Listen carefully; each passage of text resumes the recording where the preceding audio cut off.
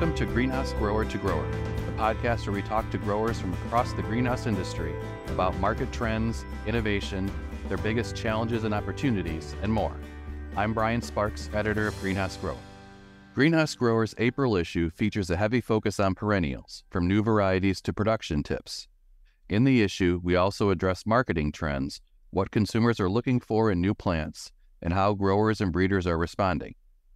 This gave me the chance to sit down with Justin Wisniewski and Chris Smith at Eris Horticulture and Must Have Perennials.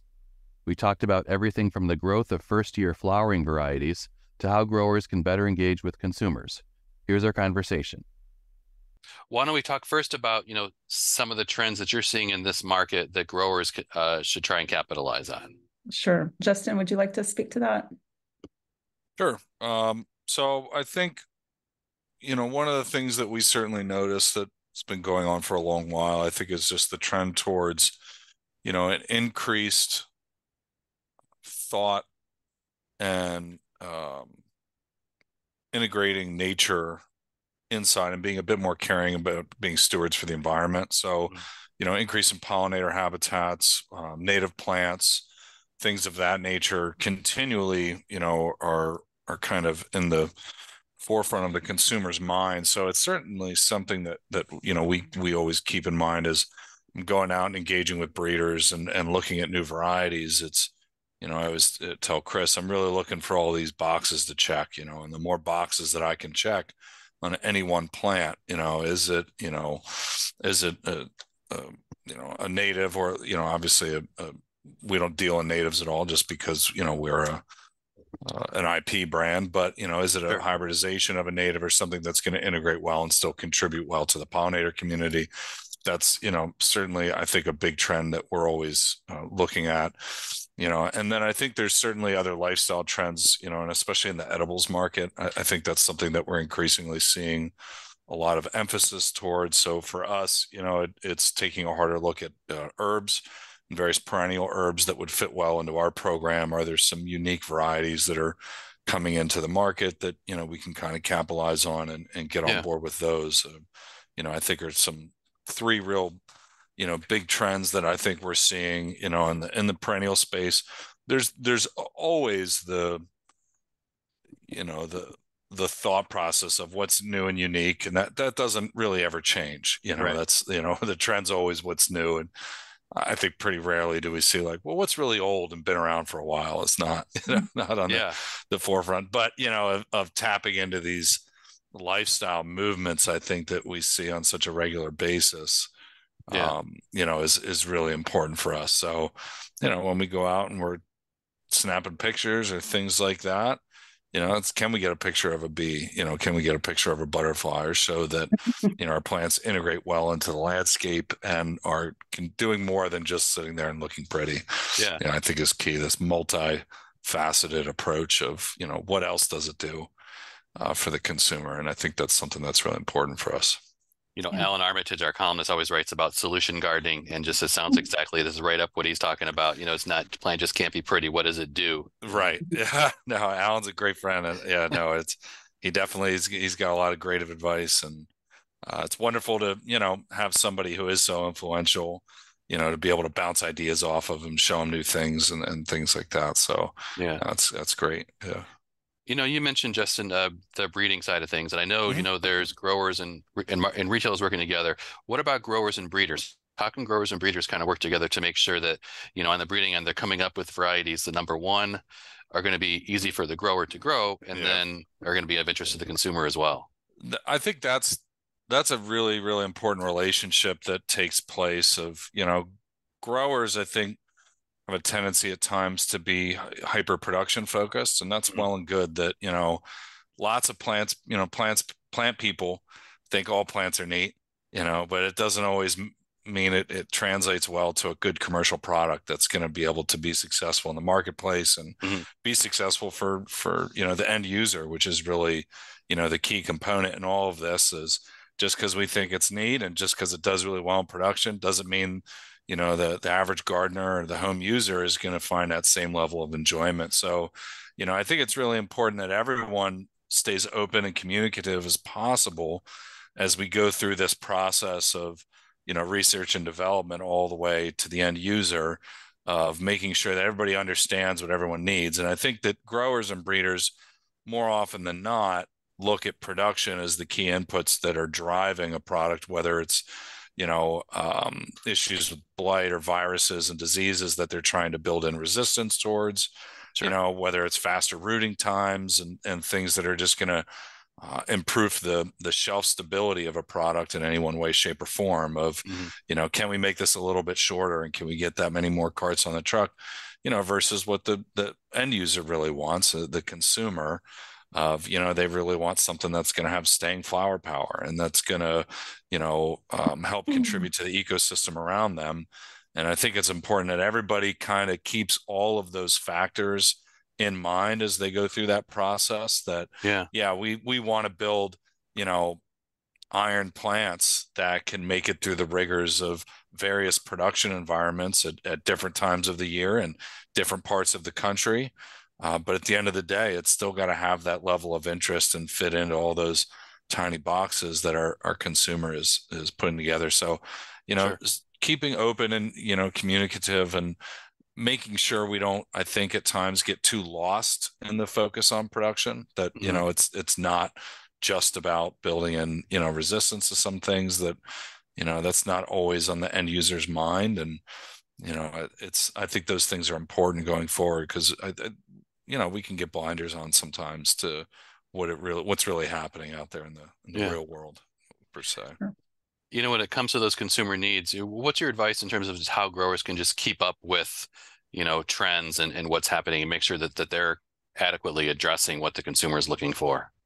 Sure. I think there's a lot of good organizations out there like yourselves, that really, find ways to engage with consumers. We certainly always look at various organizations, whether it's Pantone's Color of the Year, but then some of the other key influencers, Martha Stewart, Better Homes and Gardens, and, they stay really keyed in to consumers, whether it's through, surveys, pure engagement.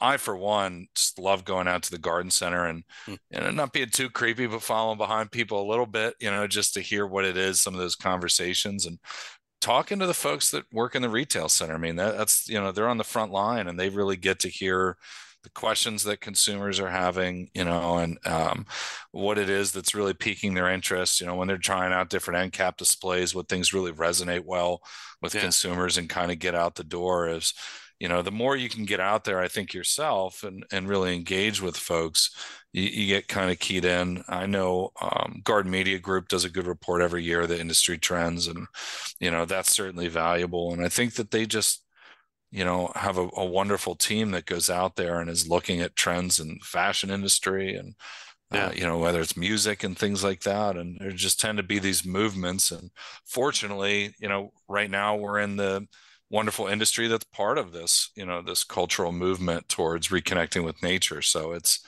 serendipitous, and I think, good time for us to be in the industry, and to capitalize on those things. So I think just trying to get as many diverse, communication channels as you can, to just pull it in and really see what's, if are there commonalities between, these different channels, is very helpful. Okay.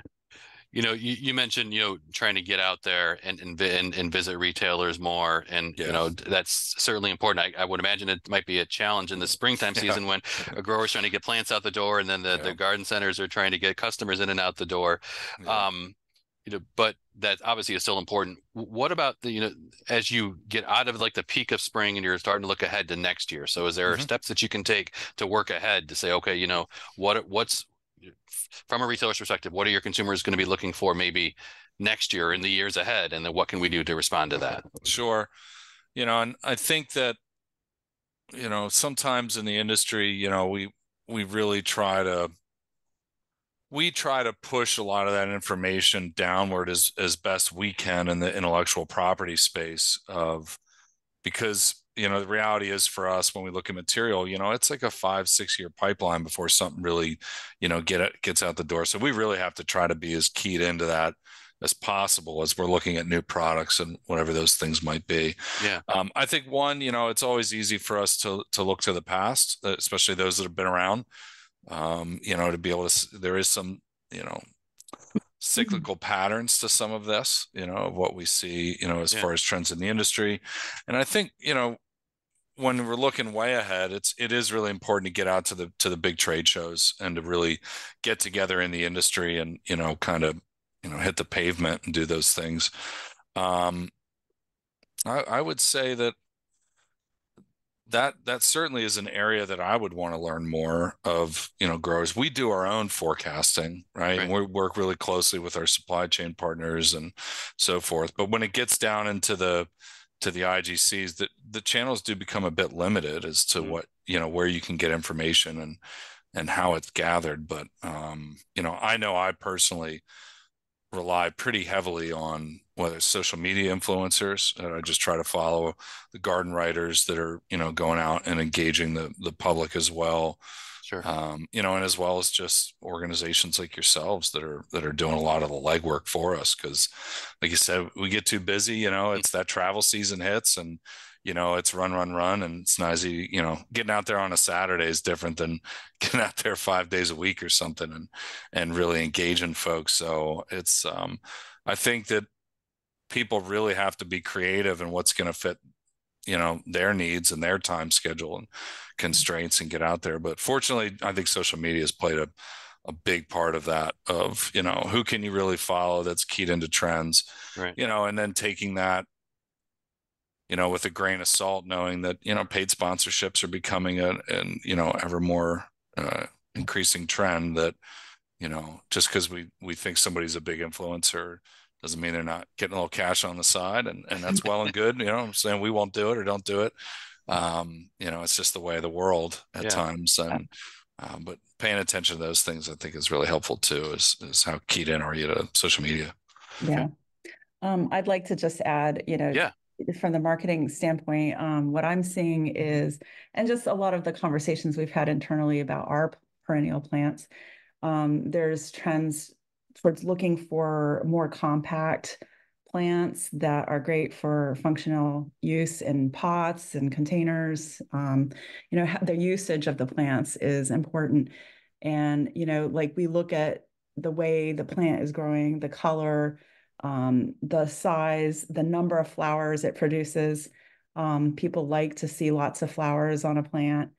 The other area of interest that's becoming more desirable is drought tolerant plants. Just because we've all been watching how the climate is changing and affecting zones and regions, and how our plants are performing, and in particular landscape designers, people who are looking for plants that are going to do well in the regions that they're working in and trying to design, for. So that's something, I just love that, because, I've come in contact with a couple designers who've made comments about our plants, and they love, Nice. They like the height, they like the durability, they like the long interest through the seasons. We have a plant that's a new variety that's been coming up. It's called the Pennisetum water to wine. Okay. And the beauty of this plant is it changes colors through the season. So it's not just like a 1 month and done. Yeah. It creates interest throughout, the summer and into the fall. And it's a plant that comes back year after year because it's a perennial. It's got height. It's just unique. And those are the kind of plants we like. We like plants that are going to hold people's interest for a longer period of time. Yeah. The compact plants, I'm just seeing that as a trend based on what I'm looking at. There's been an increased awareness of like geraniums. We have about 9 different geraniums in our portfolio. And, of course, everyone knows about Roseanne. But we're watching Azure Rush becoming the more focused plant of, people are focusing on that because of the compactness of the plant. Yeah. And, we're spending some time on that. Let's look at it. We even grew it side by side in the garden to see how it performs.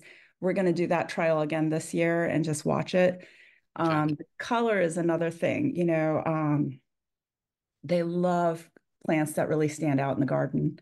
And so that's pretty important. What I'm working on right now is a piece on first year flowering perennials. And that I would say that's another, I don't know if you can call that a trend or if it's just something that people are really interested in. Yeah. Plants that produce flowers from the get-go. They don't have to wait 2 to 3 years for, their plant to flower. For the independent garden centers, I'm sure that's something they're interested in. Our growers, I had one comment this past week. They really want to see how the plants perform based on their, something similar, do comparison. Right. And so I think that's what the growers are kind of looking for. And then the independent garden centers are like, okay, how can we sell this and what's going to appeal to our customers? So those are some of the things that have popped up in my conversations. And it's just interesting, like one of the things Justin and I have talked about is creating programs for the plants. So the marketing includes everything from social media to videos to content writing, blogs. We do a lot of e-blasts, and want to make sure you're on our list for media. Yeah.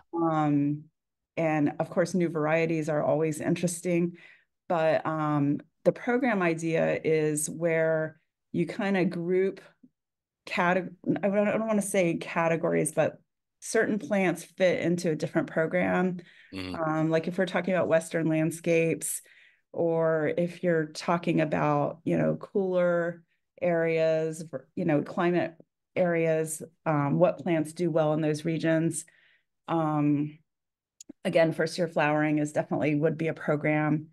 I would say anything that is really used well in like a landscape design. Sure.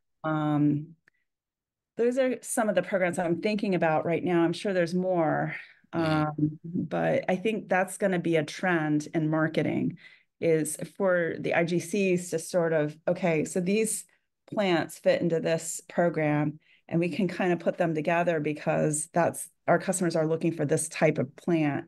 Yeah. And I think that might be helpful to think about, like, how are they placing the plants within within their centers. We look at a lot of different things, like our helichrysums are a plant that, they're drought tolerant, they grow well, in dry areas. But Justin said several times that we'd love to have that plant bred so that it is blooming in a certain time of year. So it looks great around the holidays, right? Things like that. So the breeders get involved with, the timing of it. So the timing of the plant, the bloom of the plant is important trend for breeders. Okay. So they're going to be looking at that kind of thing. I would imagine this. Yeah. Oh, I'm sure. Well, I would imagine too that this whole program strategy is important now more than ever, I would think, because, you've got this next generation of consumer that's come in during and since the pandemic, but, a lot of it is made up of new and novice gardeners who may come into a store and, whereas past, longtime gardeners may know exactly what they want. These people might be coming into a store and saying, I want something like this. I don't know exactly what I want, but I want something like this. What can you give me? So I would imagine the process that you're talking about would be very valuable for those kinds of conversations. It sure is. I keep thinking about first year flowering because I didn't realize how important that really was. Until I really started working on it. There's a lot of our plants are really great for blooming the first year round. And I'm sure that would be a great appeal to any new gardener.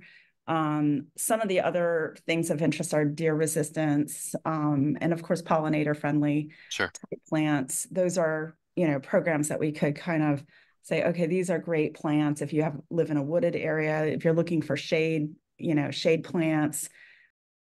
The two right now that are top of mind, well, there's 3 top of mind right now, is our Rockies hellebores program is brand new. And we were at Mance in Baltimore, and there was just a lot of interest in hellebores. Like everywhere you turned, everyone's talking about hellebores. Yeah. And we love to just take note that our hellebores are really unique because of the foliage. And the interest in foliage is something that I guess not every gardener's looking at, but it definitely appeals to someone who is who's not new to gardening, who's not new to horticulture, someone who has a keen eye can really notice the differences. The foliage on our Rockies hellebore series has jagged teeth. The foliage is, a lot of times you'll see hellebores with marbled leaves, but we have some that turn red. We have some that are speckled. They have different interests going on, and it carries them through the year. So they may be blooming the first quarter of the year, and then they move into spring, summer, and then there's some interest that carries on through into the autumn period. So that's why the hellebores are going to be a big topic of interest with anyone you talk to, because that's what we saw when we were at Mance. The lupines, are you familiar with the West Country lupine series? A little bit, yeah. I want to make sure to mention those because they're not only beautiful and they appeal to a lot of people in different growing zones, the USDA hardy zones, but they've also been picked up as they've been considered a proven selection for some time. And it just shows the interest level in these plants. They're hardy, they're beautiful, they're pollinator friendly. There's just a lot of great stuff going on with these. And I've got a couple in my yard, so I'm excited to see how they grow this year too. Nice. So yeah. And we have our new varieties, of course.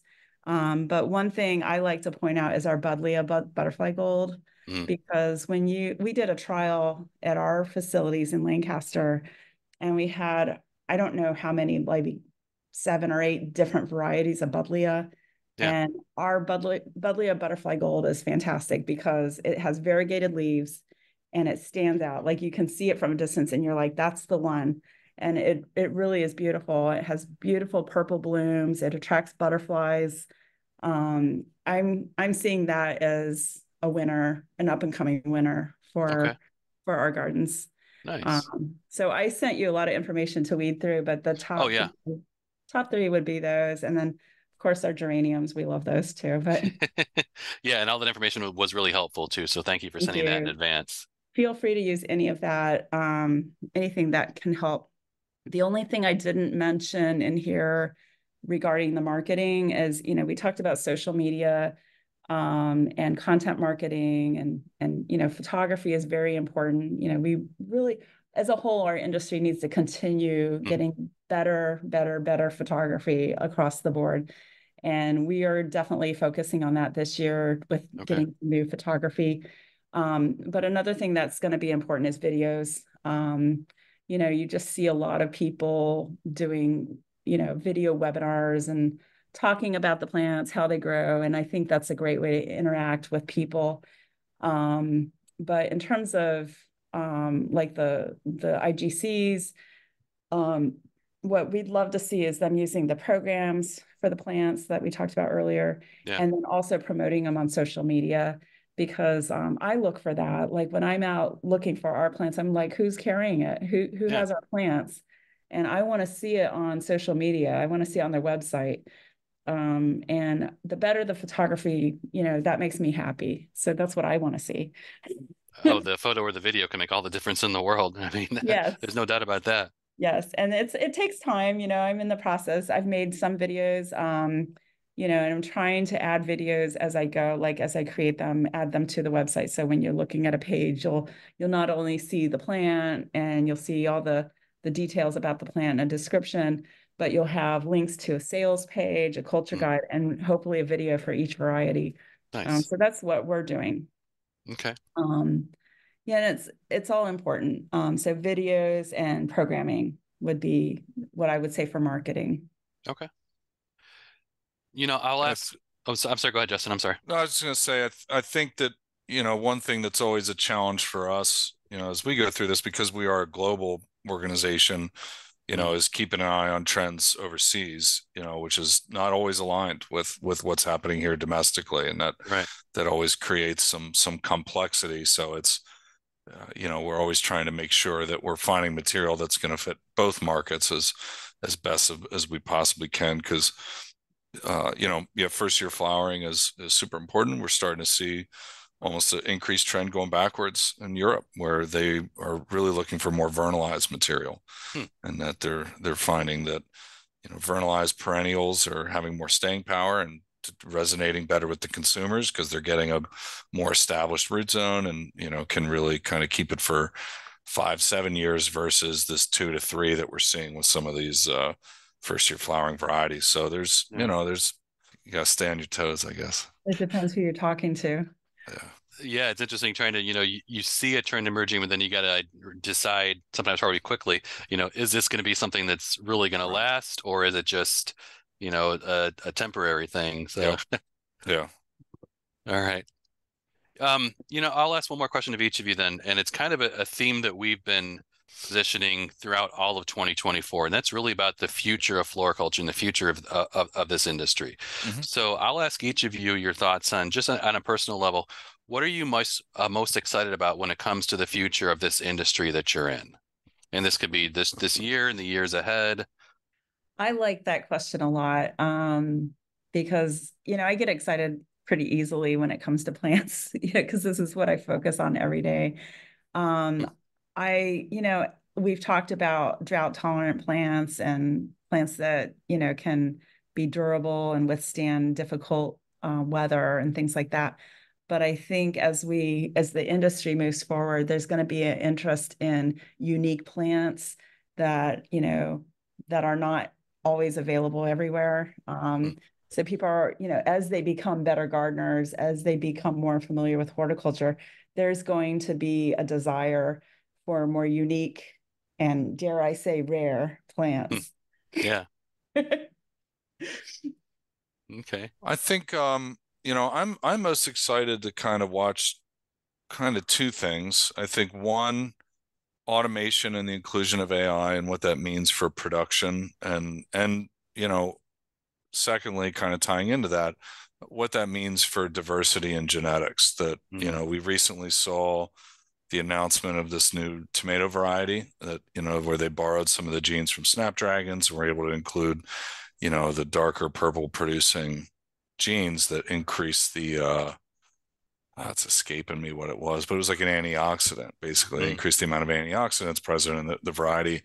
And while some of these techniques are not necessarily totally okay overseas in Europe, as CRISPR is not necessarily a good word in some communities, it's opening up possibilities, I think, for floriculture, that we're going to see things that we just probably never thought we'd see. I mean, it was like Looney Tunes, visions of the future type improvements that I think will be really, really, really interesting to see. New colors turn on in varieties that we never thought we'd see before. I think those things are really exciting, and I think, coupled with how they, coalesce with this naturalist movement as well, of,